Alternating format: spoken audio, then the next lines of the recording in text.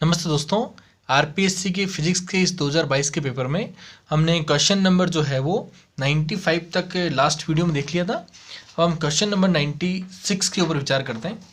Question number जो 96 है वो क्या कहता है कि a figure show the wave function of a particle confined within the region x equal to 0 and x equal to l। देखो x इक्वल टू 0 और x इक्वल टू l, इसके अंदर कोई पार्टिकल जो कन्फाइंड है मतलब वो इसके अंदर रहने वाला है, बाहर निकलने वाला नहीं है। ठीक है, the wave function is 0 outside this region, और बाहर वेव फंक्शन क्या होगा, 0 होगा।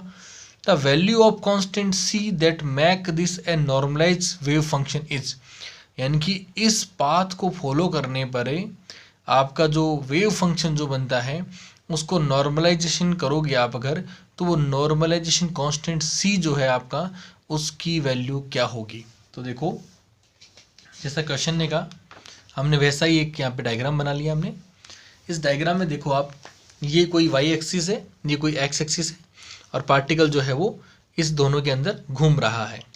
अब देखो यहाँ पर ये जो पाथ है ये असल में वेव फंक्शन का पाथ है। इसका वेव फंक्शन कैसा बनेगा, इसका वेव इस प्रकार बनेगा c equal to 1 minus X upon L. ये किस प्रकार प्रूफ होगा कि यही इसका वेव फंक्शन होगा। आप मानो x इक्वल टू एल मानो, x इक्वल टू एल मानोगे तो क्या होगा, x अपॉन एल बराबर 1 हो जाएगा, 1 माइनस 1 0 हो जाएगा, और आपका साई क्या हो जाएगा 0, मतलब यहाँ पे साई क्या हो जाएगा आपका 0 हो जाएगा।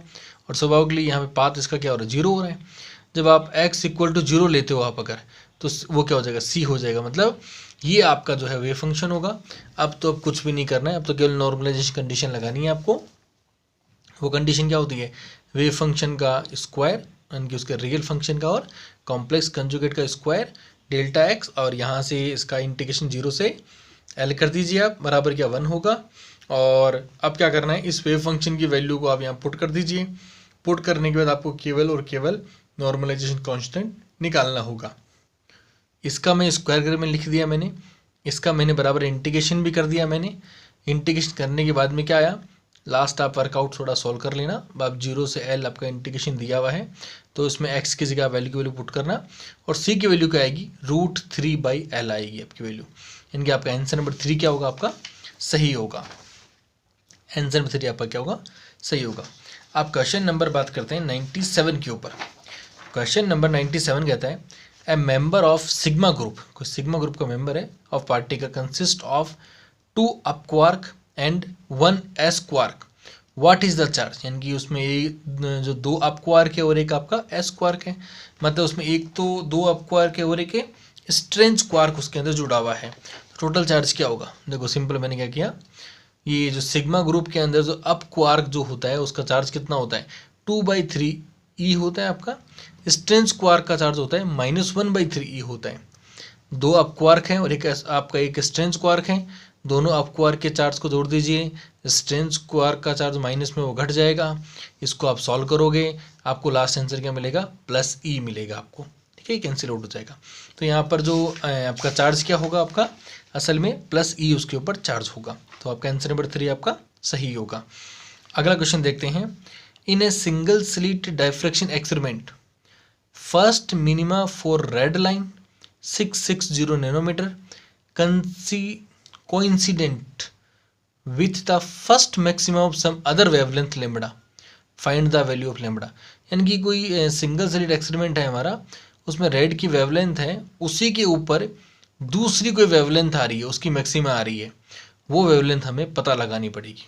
तो देखो मैंने क्या किया, जो हमारे क्वेश्चन ने कहा कि फर्स्ट मिनिमा जो आ रही है हमारी वो क्या होगी, n1 λ1 होगी, क्योंकि मिनिमा के लिए क्या होता है असल में ये वाला फॉर्मूला होता है, और वहाँ पे फर्स्ट होगा मतलब n1 = 1 हो जाएगा। दूसरी वाली वेवलेंथ की क्या आ रही है, फर्स्ट मैक्सिमा आ रही है, मैक्सिमा के लिए फॉर्मूला आपका ये होता है, और मैक्सिमम n2 के 1 हो जाएगा। और दोनों कोइंसाइड हो रही है, मतलब दोनों एक ही जगह पर आ रही है, इसका मतलब क्या हुआ, दोनों बराबर हो जाएंगे वहाँ पर। इस मैथमेटिकल फॉर्मूले को थोड़ा सॉल्व कर लीजिए आप। n1 और n2 की वैल्यू आपको पता है 1 है, आपको λ1 जो है आपको वो असल में आपको गिवन है, आपको λ2 आपको फाइंड आउट करनी है। असल में देखो क्वेश्चन में असल में यहाँ पर लैम्बडा दिया हुआ है ना, लेकिन मैंने इसको λ1 मान लिया, इसको मैंने λ2 मान लिया मैंने। अब तो कुछ नहीं करना है, थोड़ा सा जो मैथमेटिक्स है वो सॉल्व करनी है। 6 λ2 आपको फाइंड आउट करना है। λ1 की वैल्यू कितनी दी हुई है, 660 नैनोमीटर दी हुई है। सॉल्व कर लीजिए, 440 नैनोमीटर का क्या होगा, आंसर होगा। तो आपका आंसर नंबर जो फर्स्ट है आपका वो क्या होगा, असल में आपका सही आंसर होगा। क्वेश्चन नंबर 99 पे विचार करते हैं। ये consider a one dimensional simple harmonic oscillator of frequency mu and total energy E, number of phase cell present in the area occupied by this oscillator in two dimensional phase space is। देखो ये बहुत ही typical question था जिसका real में phase space से related concept clear था, वही इस क्वेश्चन को अटेंड कर पाया। इसमें देखो इसने क्या कहा है कि one dimensional simple harmonic oscillator है, उसकी फ्रिक्वेंसी ये दी हुई है, एनर्जी ये दी हुई है। अब वो कह रहा है कि नंबर ऑफ फेज सेल, जो आपके फेज सेल्स होते हैं वो किसी एरिया को ऑक्यूपाई कर रहे हैं, और वो एरिया जो है किस प्रकार का है, 2 डायमेंशनल फेज स्पेस का एरिया है। तो वो नंबर ऑफ सेल पर यूनिट एरिया क्या होगी, ये आपसे पूछा गया है। देखो मैंने क्या किया, जो आपका फेज सेल का 2 डायमेंशनल का जो आपका डायग्राम होता है बना लिया। ये डायग्राम मोमेंटम में और आपकी पोजीशन में बनता है, 2 डायमेंशन बना दिया मैंने। टोटल एनर्जी आपकी दी हुई है, वो क्या दी हुई है, आपको ई दी हुई है। आपको पता है टोटल एनर्जी हमेशा काइनेटिक एनर्जी और आपका जो पोटेंशियल एनर्जी मिलकर बनती है। काइनेटिक एनर्जी और पोटेंशियल एनर्जी मैंने केवल किस में ली है, एक्स डायरेक्शन में ली है मैंने। और यहाँ पे पी एक्स मोमेंटम है। इसको आप कहोगे क्या कि ये जो फॉर्मूला है आपका, जो आपका E equal to P square upon 2m plus half के एक्स स्क्वायर, इस फॉर्मूले को थोड़ा सा हम मॉडिफाइड करते हैं। क्यों? क्योंकि हमारा फेज स्पेस का जो डायग्राम होता है ना, वो अपन डायरेक्टली ऐसा बना देते हैं, लेकिन असल में ऐसा डायरेक्टली बनाया नहीं जाता। ये इक्वेशन का आउटपुट होता है। मैंने इस ई को दोनों तरफ डिवाइड कर दिया, आपका ये 1 मिल गया। अब देखो इधर मैंने क्या किया, 2me को मैंने ए स्क्वायर मान लिया, इसको मैंने ए स्क्वायर मान लिया, और 2e अपॉन के को मैंने क्या किया, बी स्क्वायर मान लिया। ऐसा करने से मुझे क्या हुआ कि ये वाली जो इक्वेशन है हमारी, इनकी ये वाली जो इक्वेशन है वो क्या हो जाएगी, X square upon B square हो जाएगी। ये पूरा आउटपुट बी के बराबर है, और ये इक्वेशन क्या होगी हमारे, ए स्क्वायर के बराबर हो जाएगी। बराबर क्या होगा, 1 होगा। इस प्रकार की जो इक्वेशन होती है वो हमारी इक्लिप्स की इक्वेशन होती है, इसीलिए हम फेज स्पेस को हम इस प्रकार से बनाते हैं उसको हम। अब इसमें सेमी मेजर एक्सिस होगी, वो क्या होगी आपकी, ये वाली होगी, जो b बराबर क्या था आपका 2e अपॉन के, जो रूट में आ जाएगा। और माइनर एक्सिस की आपकी जो है a आपकी ये हो जाएगी आपकी यहाँ से। अब आपको पूछा गया area of Eclipse in A phase space, आपसे ये तो पूछा गया कि उसमें नंबर ऑफ सेल्स एरिया कितना ऑक्यूपाई किया जाएगा। तो एरिया क्या होता है इक्लिप्स का, इक्लिप्स का एरिया होता है कि पाई ए और बी होता है, इनकी पाई मल्टीप्लाई जो आपकी सेमी मेजर एक्सिस और सेमी माइनर एक्सिस, मैंने दोनों को यहाँ पर क्या किया, ए और बी को गुणा कर दिया। ये मुझे फॉर्मूला मिला मेरे को यहाँ पर। अब देखो इस क्वेश्चन को आप अगर ढंग से पढ़े यहाँ पर अगर, तो उस क्वेश्चन में क्या लिखा है कि the number of phase cell present in the area occupied by this oscillator in 2 dimensional phase space, यानी कि number of phase cells present, number of phase cells कितनी प्रेजेंट होगी किसमें, उस ऑक्यूपाई एरिया में। तो फर्स्टली भी हम लोग एरिया भी निकाल नहीं पाए पूरा अभी तक। अब देखो थोड़ा सा मैं क्या करता हूँ, इस फॉर्मूले पे गौर कीजिए थोड़ा सा, है ना। ये क्या कहता है, 2πe है ना, m अपॉन के 1/2। और आपको पता है फेज स्पेस जो है वो सिंपल हार्मोनिक ऑसिलेटर की कंडीशन पे काम करता है। आपको पता है कि सिंपल हार्मोनिक ऑसिलेटर के अंदर जो आपकी फ्रिक्वेंसी होती है वो क्या होती है, ओमेगा स्क्वायर बराबर के अपॉन एम होती है। और इसको देखिए के जो एम ऊपर है के नीचे है आपका, तो इसे आप क्या लिख सकते हो, 1 अपॉन क्या लिख सकते हो आप, जो है वो ओमेगा लिख सकते हो आप। और ओमेगा की वैल्यू क्या होती है, 2 और फ्रिक्वेंसी होती है। तो इस वैल्यू को पहले आप यहाँ पुट करोगे तो आपको यहाँ पर क्या मिलेगा, इसके मल्टीपल में ओमेगा मिलेगा। और ओमेगा की वैल्यू जब आप यहाँ मतलब 1 अपॉन ओमेगा मिलेगा, और उस 1 अपॉन ओमेगा की वैल्यू आप ये पुट करोगे वो 2 से कैंसिल हो जाएगा। ई अपॉन जो आपका वी है, जो आपका फ्रिक्वेंसी है, ये फॉर्मूला आपका क्रिएट हो जाएगा। अब वो कह रहा है number of phase cell are present in area, number of phase cell present area क्या होगा, एक फेज सेल होती है उसकी वैल्यू हमेशा h के बराबर होती है। और इसका मतलब क्या, उस एरिया में कितनी फेज सेल होगी, तो वो क्या होगा, एरिया अपॉन एच डिवाइड हो जाएगा। तो ई अपॉन एच न्यू आपका जो है वो आपका आंसर 2 हो जाएगा। कंफ्यूज मत होना, देखो हमने क्या किया, सबसे पहले इसका एरिया फाइंड आउट किया पूरा इसके अंदर, और आपको पता होना चाहिए कि एक जो फेस सेल होता है उसका जो डायमेंशन कितना होता है, एच प्लांक कांस्टेंट के बराबर होता है। तो उस एरिया में इतने एच रह पाएंगे, तो क्या होगा, एरिया बटा एच हो जाएगा। एरिया की वैल्यू कितनी आई, ई अपॉन फ्रिक्वेंसी आई, तो ई अपॉन एच न्यू जो आपका क्या होगा, इसका आंसर होगा। अब क्वेश्चन नंबर 100 पे बात करते हैं कि total electromagnetic power radiated by an oscillator electric dipole, oscillating electric dipole through a sphere of radius R varies as, यानी कि जो आपका इलेक्ट्रोमैग्नेटिक पावर रेडिएशन है वो किस प्रकार जो है वो रेडियस पर क्या होता है, डिपेंड करता है, या उसके ऊपर किस प्रकार से फंक्शनल वो होता है। देखो पावर रेडिएशन का जो फॉर्मूला होता है वो सिंपल मैथमेटिकली इस प्रकार लिखा जाता है, ये आपको रिमेंबर होना जरूरी था। इस फॉर्मूले को आप गौर करोगे तो यहाँ पे म्यू जीरो आपका है, आपका क्यू आपका आवेश है, आपका ए जो आपका है वो आपका रेडियस होगा, और 6 पाई और सी जो आपके सारे क्या हैं, कांस्टेंट हैं। इनसे आप क्या आउटपुट निकालोगे, यहाँ पावर जो है वो कभी रेडियस पे निर्भर करती ही नहीं है। इसका मतलब आंसर क्या होगा, इंडिपेंडेंट ऑफ रेडियस आर, है ना। तो आपका आंसर क्लियर हो गया यहाँ से 100 वाला भी। अब देखो 101 पे चलते हैं अपन। The silicon transistor of figure has beta equal to 50, इनकी जो आपके डायग्राम में जो आपको दिया गया है उसमें जो बीटा है आपका वो 50 दिया गया आपको, और नेग्लिजिबल लीकेज करंट है वहाँ पर, ठीक है। लेट्स VCC ये वाला आपको इतना दिया गया है, VE आपको ये वाला इतना दिया गया है, RE आपको ये वाला इतना दिया गया है, और RC आपको इतना दिया गया है। The value of RB so that ICQ equal to 2 milli ampere, ये आपको जो है वो RB आपको फाइंड आउट करना है, और आपको करंट ICO जो है आपको करंट दिया हुआ है। तो देखो इधर इस सर्किट को मैंने आपको हूबहू यहाँ बना लिया है, जो पैरामीटर मुझे गिवन थे मैंने सारे पैरामीटर्स को यहाँ पे राइट डाउन कर लिया है। मुझे RB ज्ञात करना है, इसका मतलब क्या हुआ कि ये वाला जो सर्किट है आपका, इसे मैं क्या करता हूँ, एक लूप में ले लेता हूँ, इसे लूप 1 कह देता हूँ।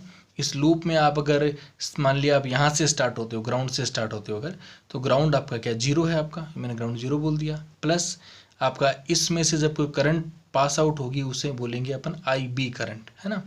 तो यहाँ पे वोल्टेज क्या होगा, IB डॉट आर, V ओम का ला होता है, V डॉट I होता है, प्लस जब ये धारा यहाँ पर आएगी तो यहाँ पर सिलिकॉन डायोड लगा हुआ है, सिलिकॉन डायोड का जो वोल्टेज होता है वो कितना होता है, 0.7 होता है आपका, प्लस यहाँ से पास आउट की यहाँ आएगी तो यहाँ पर जो करंट है वो क्या होगी, IE होगी, और ये RE इसका रेजिस्टेंस होगा, माइनस यहाँ पर जब आएगी तो क्या होगा, माइनस VE और इक्वल टू 0।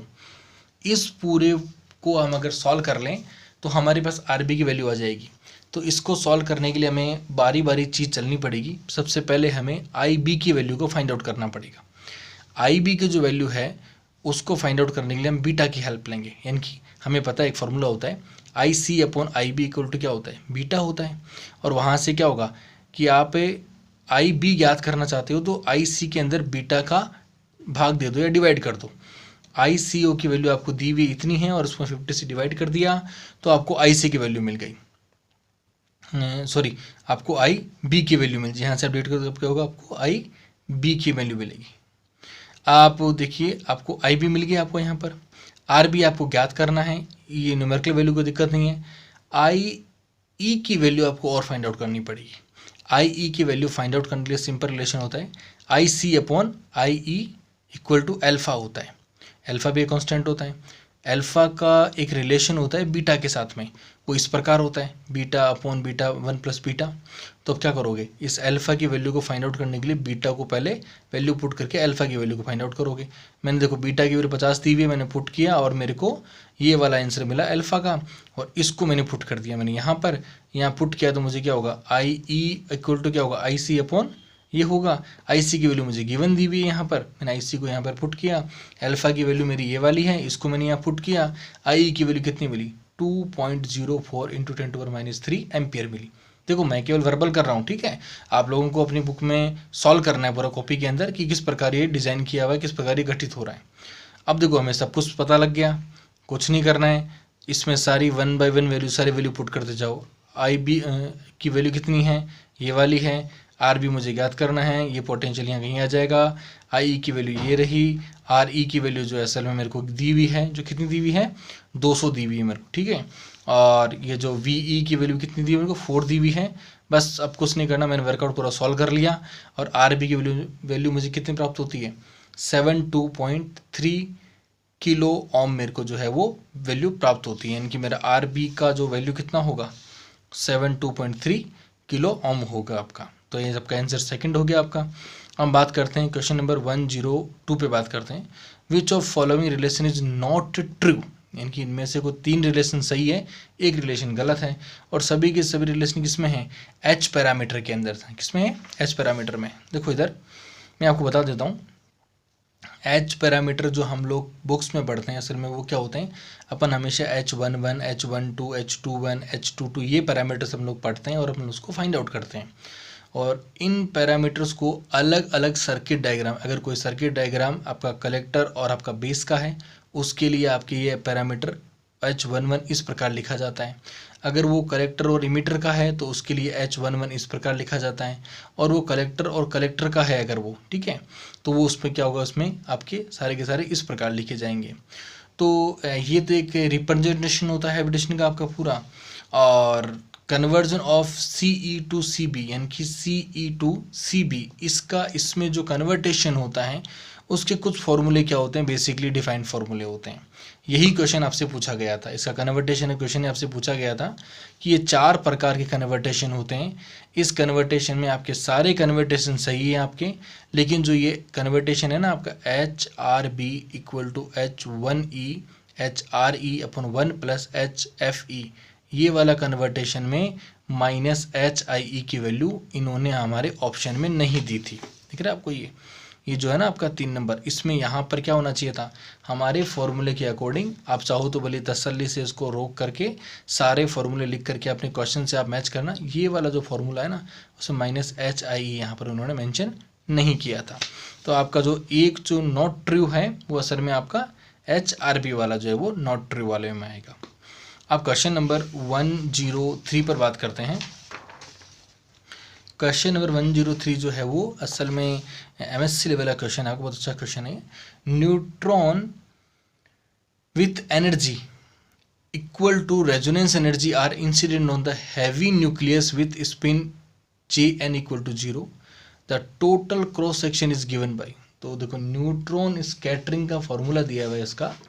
देखो मैंने क्या किया, न्यूट्रॉन स्कैटरिंग का जो फॉर्मूला होता है उसे ब्रिवेट विंगर फॉर्मूला कहते हैं। ये फॉर्मूला जो है असल में वो टेंसर की फॉर्म में लिखा जाता है। ये आपका टोटल क्रॉस सेक्शन है जो एनर्जी डिपेंडेंट होता है, पाई है कोई कांस्टेंट है, के आपका जो है वो ठीक इस प्रकार 2 पाई अपन लैम्बडा से डिफाइन किया जाता है। आपका जी यहाँ पर है वो ये मैथमेटिकली जो आपका एंगुलर मोमेंटम का जो कॉम्बिनेशन होता है ना, जिसे आप जी फैक्टर भी कहते हैं, वो होता है आपका। ये आपका टेंसर है, ये आपका एक टेंसर है आपका। E माइनस E0 आपका है उसका स्क्वायर होता है, और अगेन आपका प्लस में ये आपका कोई टेंसर है आपका। अब देखो हमको एट रेजोनेंस कंडीशन में क्या होगा, हमें क्वेश्चन में क्या दिया गया है, हमें क्वेश्चन में दिया गया है कि एट ए रेजोनेंस कंडीशन है ना, at resonance equal to resonance, resonance में क्या होगा आपका E इक्वल टू E0 हो जाएगा, और ये जो फॉर्मूले में ये जो टर्म है आपका वो पूरा गायब हो जाएगा। ये टर्म पाई है आपका यहीं रहेगा, के को मैंने यहाँ से कन्वर्ट कर लिया तो नीचे क्या होगा 4 पाई स्क्वायर लैम्बडा स्क्वायर ऊपर आ जाएगा, ये टर्म 0 हो गया। ये टर्म क्या होगा आपका टेंसर का स्क्वायर, 4 का टर्म ऊपर चला जाएगा आपका, ये इससे कैंसिल आउट हो जाएगा, और सिंपल एक जो फॉर्मूला है आपका वो ड्राइव हो जाएगा। जी जो फॉर्मूला है वो यहाँ से होगा, Jn आपका 0 दिया हुआ है, तो ये ऑलरेडी वहाँ से क्या होगा एलिमिनेट हो जाएगा आपका। अब देखो क्वेश्चन नंबर हम 104 पे बात करते हैं। तो देखो एक बार पहले क्वेश्चन नंबर आपका जो है वो नंबर ए जो है आपका वो सही होगा, ये वाला आपका क्या होगा सही होगा। क्वेश्चन नंबर 104 पे बात करते हैं कि differential form of Maxwell modification of ampere law. ये क्वेश्चन कई बार एग्जाम्स में पूछा गया है। मैंने जो है वो चारों लॉ को मैंने यहाँ पे लिख दिया। ये गाउस लॉ होता है, ये आपका जो मोनोपोल लॉ होता है, और नो मोनोपोल एग्जिस्टिंग का लॉ होता है। ये 3 नंबर फैराडे लॉ होता है। 4 नंबर जो होता है वो एम्पियर लॉ का मॉडिफिकेशन फॉर्म होता है बाय मैक्सवेल। ये सिंपल इस प्रकार लिखा जाता है, ठीक है। तो आप अपने जो क्वेश्चन है आपका उसके अंदर आप मैच कर लेना, ये वाला जो आंसर है आपका वो असल में क्या होगा आपका सही होगा, क्योंकि इसमें जो आपका मॉडिफिकेशन जो है वो मैक्सवेल ने किया था। ठीक है, अब देखो अपन क्वेश्चन नंबर 105 पे बात करते हैं। क्वेश्चन नंबर 105 कहता है कि the total harmonic distortion of N amplifier reduced to 10% to 1% on introduction of 10% negative feedback. देखो वो 10% से 1% पे आ रहा है और वहाँ पर नेगेटिव फीडबैक कितना हो रहा है, 10% है आपका। The open loop gain of the amplifier. देखो ये सिंपल एक फॉर्मूला बेस्ड क्वेश्चन था, जिसको ओपन लूप गेन का फॉर्मूला पता था उसने क्या किया, इसे 1 मिनट में सॉल्व कर दिया। देखो using formula of negative feedback for total harmonic amplifier के लिए क्या फार्मूला होता है, ये वाला आपका फार्मूला होता है। ए एफ जो होता है वो आपका एम्पलीट्यूड रेड्यूस टू होता है, ए आपका डिस्टॉर्शन विदाउट फीडबैक होता है, और ए जीरो और बीटा जो होता है आपका फीडबैक गेन वाला होता है आपका, और ए जीरो क्या होता है आपका गेन विदाउट फीडबैक होता है। अब हमें क्या किया गया है कि जो ए एफ है वो 1% हो जाएगा, है ना। ए क्या होगा, 10 से क्या होगा 1% हो जाएगा। बीटा आपका जो है आपका 10% है आपका, ए भी आपका क्या है 10% है आपका। देखो बीटा यहाँ पे क्या है, फीडबैक फ्रिक्शन है। फीडबैक कितना हो रहा है आपका, वो 10% हो रहा है ना। ये भी 10% हो रहा है आपका, ये 1% हो रहा है। ये मैंने सभी लिख लिया पूरा। अब कुछ नहीं करना है, इन वैल्यू को यहाँ पुट करना है आपको, और बस केवल वर्कआउट करके पूरा सॉल्व करना है, और आपको जो ए जीरो है असल में उसकी वैल्यू को फाइंड आउट करना है। तो ए जीरो वैल्यू कितनी आएगी आपकी, 90 आएगी, जो आपके क्वेश्चन के अकॉर्डिंग आपका आंसर नंबर 3 जो है आपका है वो आपका सही होगा। अब हम बात करते हैं क्वेश्चन नंबर 106 की बात करते हैं कि ए सॉलिड विथ FCC मतलब फेस सेंटर क्यूबिक जो है स्ट्रक्चर इज ए प्रोब्ड मतलब जांचा गया है by X ray of a wavelength, इतनी वेवलेंथ के साथ में, for the crystallography plane given by 200 a first order diffraction peak is observed.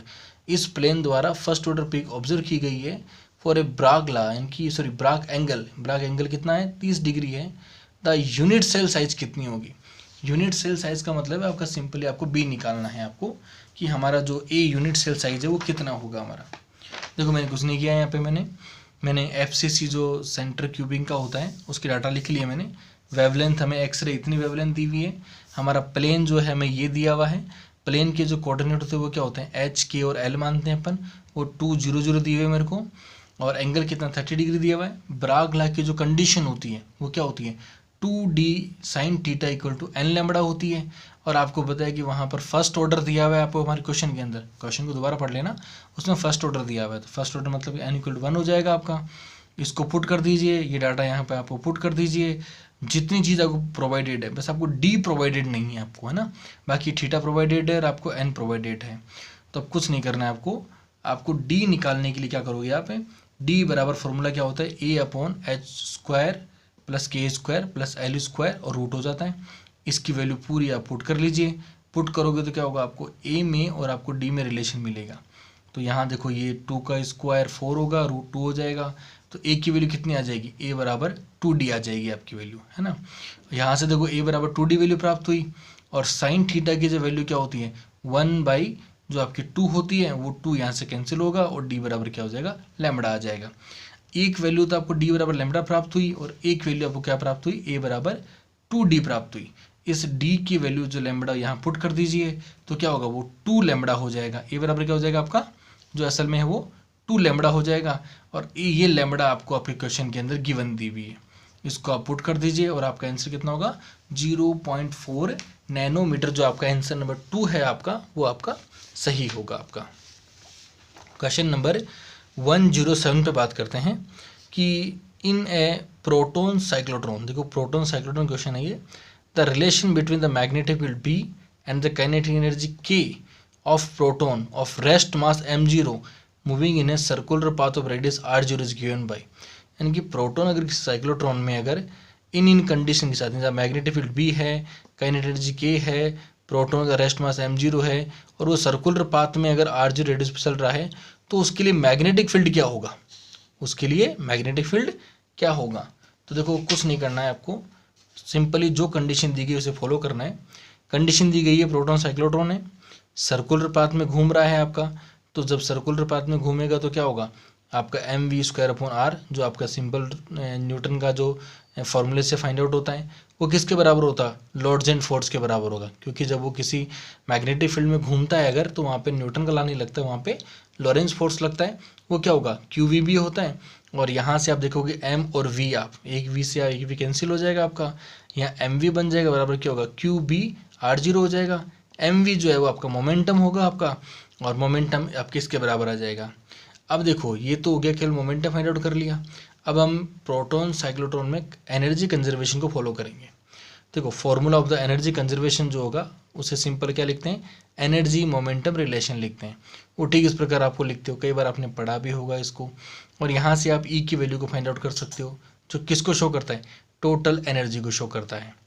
अब क्या करना है आपको, देखो इसमें जो आपका काइनेटिक जो टोटल एनर्जी जो है आपका, वो किसका कॉम्बिनेशन होता है, वो असल में kinetic energy plus potential energy का कॉम्बिनेशन होता है।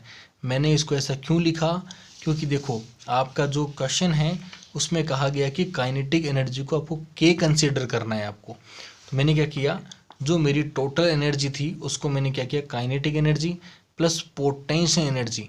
और ये मैंने क्यों लिखा, क्योंकि मुझे दिया गया है कि प्रोटॉन का रेस्ट मास जो है ना वो m0 है। तो मुझे क्या हुआ, इसकी पोटेंशियल एनर्जी कैसे बनेगी, m0 और c स्क्वायर बनेगी। और यहाँ पे e का स्क्वायर, तो मैंने इसको भी क्या किया, स्क्वायर कर दिया, इसको इधर पक्षांतरण कर लिया मैंने इधर, बराबर क्या हो गया, p स्क्वायर और c स्क्वायर हो गया। ऐसा क्यों किया मैंने, क्योंकि p की वैल्यू ऑलरेडी मैंने ऊपर निकाल रखी है, इसलिए इसको मैंने ऐसा किया। अब देखो इसको ओपन कर लीजिए सिंपल, आपको पूरा वर्कआउट करना पड़ेगा। आप वर्कआउट करोगे तो क्या होगा, आपको p और c की वैल्यू मिल जाएगी, है ना। वो रूट में मिलेगी वैल्यू आपको, वो क्या होगी, रूट के कोष्टक के प्लस 2m0 और c स्क्वायर मिलेगी। अब कुछ नहीं करना है, इस p की जो वैल्यू आपने ऊपर निकाली थी आपने, वो यहाँ पुट करनी है। और आपको ध्यान में क्या रखना है कि यहाँ पर जो आवेश है वो क्या है, प्रोटॉन का है। तो आपने E और आपका जो B आपका मैग्नेटिक फील्ड है R0, और गुणा में क्या होगा आपका C आ जाएगा यहाँ से।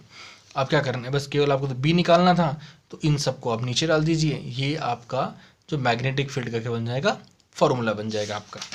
देखो अब हम बात करते हैं कि ये फॉर्मूला जो है वो किससे मैच कर रहा है, नीचे ECR0 आना चाहिए, तो इसमें 2 आ रहा है, ये तो होगा नहीं, इन 3 में से होगा। और ऊपर क्या आना चाहिए, के कोष्टक के प्लस 2m0 c स्क्वायर आना चाहिए ना, के कोष्टक के प्लस 2mc0। तो आपका ये वाला जो आंसर, देखो आंसर नंबर 2 जो आपका है वो आपका सही होगा। ये और ये जो मैच खा रहा है, लेकिन यहाँ मल्टीपल 2 आ रहा है, इसलिए ये गलत होगा, ये आपका जो है वो सही होगा। अब क्वेश्चन नंबर, अपन लास्ट क्वेश्चन और देख लेते हैं, क्वेश्चन नंबर 108 को देख लेते हैं अपन। वो कहते हैं which of following physical quantity is invariant under Galilean transformation. देखो ये बहुत ही अच्छा क्वेश्चन था। देखो ये कि कौन सी क्वांटिटी गैलीलियन ट्रांसफॉर्मेशन में इनवेरिएंट रहती है, वो वेलोसिटी रहती है, या मोमेंटम रहती है, या काइनेटिक रहती है, या लेंथ रहती है। तो देखो इधर मैंने क्या किया, गैलीलियो ट्रांसफॉर्मेशन जो होता है उसका सिंपल मैंने डायग्राम बना लिया मैंने, है ना। इस डायग्राम को मैंने यहाँ पर थोड़ा एक्सप्लेन किया है कि first both frame S and S dash, देखो ये फ्रेम और ये फ्रेम बोथ दोनों फ्रेम है, को inside and x dash frame move with A velocity v। पहले शुरू में ये दोनों एक ही जगह थे, फिर इनमें से एक फ्रेम तो स्थिर रह गया, दूसरा फ्रेम जो है v वेलोसिटी से वो आगे बढ़ने लग गया। Displacement in between p and q, कोई दो पॉइंट को वो ऑब्जर्व कर रहे हैं, एक तो जो एस फ्रेम है वो स्थिर होकर ऑब्जर्व कर रहा है, और दूसरा फ्रेम जो है वो चलते हुए उसको ऑब्जर्व कर रहा है, उस डिस्टेंस को, p और q के बीच की डिस्टेंस को ऑब्जर्व कर रहे हैं। तो एस फ्रेम से जो ऑब्जर्वेशन होगा वो किस प्रकार का होगा, एस फ्रेम मतलब जो स्थिर वाला फ्रेम है उससे इन पॉइंट का ऑब्जर्वेशन किस प्रकार होगा, वो सिंपल क्या होगा, p और q के बीच की दूरी जो d है ना वही ऑब्जर्व की जाएगी। और जो d है उसको आप कैसे निकालोगे, सिंपल वेक्टर नियम से, यानी कि इस फ्रेम से अगर आप इस पॉइंट को देख रहे हो आप अगर p को, तो आपका जो वेक्टर है वो क्या होगा, r1 होगा। इस पॉइंट से आप इस q को देख रहे हो अगर, तो वेक्टर r2 होगा, दोनों की डायरेक्शन इधर है, वेक्टर का नियम लगाओगे तो क्या होगा, r1 और d1 एक ही डायरेक्शन में है, तो r1 प्लस d होगा वो जुड़ जाएगा, बराबर क्या होगा, वो इस वेक्टर के बराबर होगा, वो r2 के बराबर होगा। और d की वैल्यू सिंपल आप क्या निकालोगे, r2 माइनस r1, ये आपकी d दूरी आती है जब आप उसको स्थिर फ्रेम से देखते हो, है ना। अब देखते हैं अपन इसको मूविंग फ्रेम से, चलते हुए फ्रेम से देखेंगे। तो चलते हुए फ्रेम से देखोगे अगर, तो चलते हुए फ्रेम में क्या होगा, इस O से P की दूरी मान लिया मैंने r1 डैश मान ली, इस O से मैंने जो है वो इस Q की दूरी मैंने क्या मान ली, मैंने r2 डैश मान ली चलते हुए फ्रेम के लिए। तो इसके लिए भी सेम वही नियम लगेगा कि r1 डैश है आपका प्लस आपका d होगा, इक्वल टू किसके होगा, आपके R2 क्या हो जाएगा, और यहाँ से D डैश की वैल्यू क्या प्राप्त होगी आपको, R2 डैश माइनस R1, जो सिमिलर इसके द्वारा प्राप्त की हुई है। अब देखो हमने दूरी तो निकाल ली हमने, अब हम इसका ट्रांसफॉर्मेशन करते हैं। ट्रांसफॉर्मेशन का मतलब है कि जो गैलीलियन ट्रांसफॉर्मेशन होता है ना वो अपन करते हैं। गैलीलियन ट्रांसफॉर्मेशन के अकॉर्डिंग जो R1 यानी कि इस फ्रेम द्वारा ऑब्जर्व की गई R1 में और इस फ्रेम द्वारा ऑब्जर्व की गई R1 में, दोनों में अपन क्या कर रहे हैं, रिलेशन फाइंड आउट कर रहे हैं। अब देखो इधर R1 जो आपका ये वाला जो वेक्टर है जो P पॉइंट को देख रहा है ना, ये जो वेक्टर है ना आपको जो P पॉइंट को देख रहा है स्थिर फ्रेम से, वो किसके बराबर होगा, वो बराबर होगा यहाँ से जो फ्रेम यहाँ तक गया वो किसने जो डिस्टेंस तय की, उस डिस्टेंस को अपन लिखते हैं v गुणा t, है ना। वेलोसिटी बराबर क्या होता है, डिस्टेंस अपॉन टाइम होता है, और डिस्टेंस बराबर क्या होगा, वेलोसिटी गुणा टाइम होता है। ये डिस्टेंस इस डायरेक्शन में है और ये डिस्टेंस भी क्या होगा, इस डायरेक्शन में है। तो सिंपल क्या होगा, R1 किसके बराबर होगा, वेक्टर नियम से R1 डैश के और प्लस VT के बराबर होगा, है ना। और यहाँ से आप क्या करते हो, R1 डैश निकाल सकते हो, क्या होगा, R1 माइनस VT होगा। सिमिलर आप यहाँ देखिए इस वाले में कि जब ये स्थिर फ्रेम से डिस्टेंस कितनी है, क्योंकि R2 है, और ये इस फ्रेम से विगत क्या होगा, R2 डैश और VT दोनों क्या हो जाएंगे आपके, जुड़ जाएंगे वेक्टर नियम से, और आपने R2 निकाल लिया।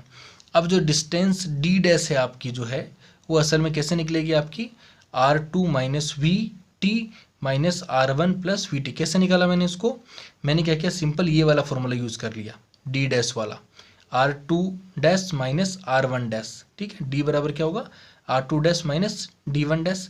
तो R2 डैश की वैल्यू यहाँ से पुट करी मैंने, है ना, सॉरी आपको दिख नहीं रहा होगा ना, R2 की वैल्यू मैंने यहाँ से पुट करी मैंने इसकी जगह, और R1 की वैल्यू मैंने यहाँ पुट करी। कंफ्यूज मत होना, इन दोनों वैल्यूज़ को बोले इसमें पुट कर देना, कोई दिक्कत नहीं बोले आप, है ना। तो D डैश की वैल्यू क्या प्राप्त होगी आपको, R2 माइनस R1 प्राप्त होगी, और D डैश की वैल्यू जो है वो क्या होगी आपकी, R2 माइनस R1 हो गई, और D की वैल्यू भी क्या है आपकी, R2 माइनस R1 है। यानी कि आपकी जो डिस्टेंस है ना, जो ये वाली जो डिस्टेंस है आपकी डिस्टेंस, ये चाहे दोनों फ्रेम से ऑब्जर्व कर ली जाए, उनकी जो लेंथ है उसमें कोई फर्क नज़र नहीं आता है ना। तो from equation 1 and second D equal to D dash, यानी कि length is invariant quantity under the Galilean transformation, है ना। तो आपको समझ में नहीं आया होगा, हो सकता है थोड़ा बहुत कॉम्प्लिकेटेड, लेकिन इसको आप दोबारा देखना और सोचना जो मैंने वर्ड्स बोले हैं।